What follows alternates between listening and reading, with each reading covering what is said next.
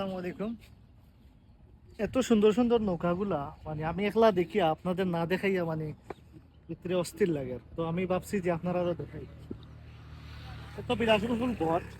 তো এরপরে ধরেন আপনার টাঙ্গুয়ার হাওরে বর্তমানে খুব বেশি জনপ্রিয় এই বোটগুলা। এখানে আপনারা দেখতে পারবেন অনেক সারি সারি কয়েকটা নৌকা এখানে তাদের ওই যে বিরতি নিচ্ছে। বিভিন্ন জায়গায় জায়গায় দেখা যাচ্ছে যে আপনার এই নৌকাগুলো তারা ওই অবস্থান করায়। এই নৌকাগুলোতে অনেক মানে একটা হোটেলের মতো থাকার মতো পর্যাপ্ত জায়গা এবং সুবিধা সহ তারা অ্যাভেলেবেল করে রাখে।